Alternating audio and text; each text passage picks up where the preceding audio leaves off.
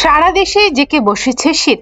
দেশের ৭ জেলার উপর দিয়ে মৃদু শৈত্যপ্রবাহ বয়ে যাচ্ছে। সর্বনিম্ন তাপমাত্রা যশোরে রেকর্ড করা হয়েছে ৯ ডিগ্রি সেলসিয়াস। শীতের তীব্রতা বাড়ায় দুর্ভোগে পড়েছেন খেটে খাওয়া মানুষরা। বিশেষ করে তীব্র শীত ও কুয়াশায় আরো কয়েকদিন অব্যাহত থাকতে পারে বলে জানিয়েছেন আবহাওয়া অধিদপ্তর। পৌষের শুরুতেই দেশে বেড়েছে শীতের দাপট। ভোর দুপুরেও ঘন কুয়াশায় ঢাকা পড়ছে সারা দেশ। তবে সারা দেশে দিন ও রাতের তাপমাত্রার পার্থক্য খুব সামান্যই। ৭ জেলার উপর দিয়ে মৃদু শৈত্যপ্রবাহ বইছে বলে জানিয়েছেন আবহাওয়া অধিদপ্তর। যশোর, চুয়াডাঙ্গা, গোপালগঞ্জ, রাজশাহী, পাবনা, সিরাজগঞ্জ এবং নীলফামারীর উপর দিয়ে বয়ে যাচ্ছে মৃদু শৈত্যপ্রবাহ।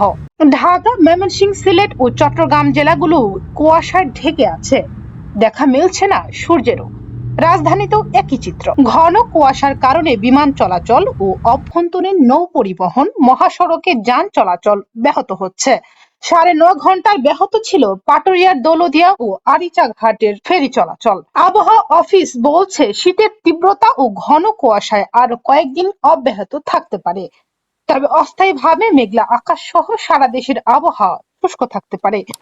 মধ্যরাত থেকে সকাল পর্যন্ত ঘন কুয়াশাও পড়তে পারে এবং কোথাও কোথাও দুপুর পর্যন্ত অব্যাহত থাকতে পারে বলে জানিয়েছেন আবহাওয়া অফিস। সবচেয়ে দুর্ভোগে পড়েছেন খেটে খাওয়া মানুষজন, বিশেষ করে ভ্যান চালক, খোলা আকাশের নিচে ভাসমান মানুষজন এবং দেশের সর্বনিম্ন তাপমাত্রা রেকর্ড করা হয়েছে ৯ ডিগ্রি সেলসিয়াসে।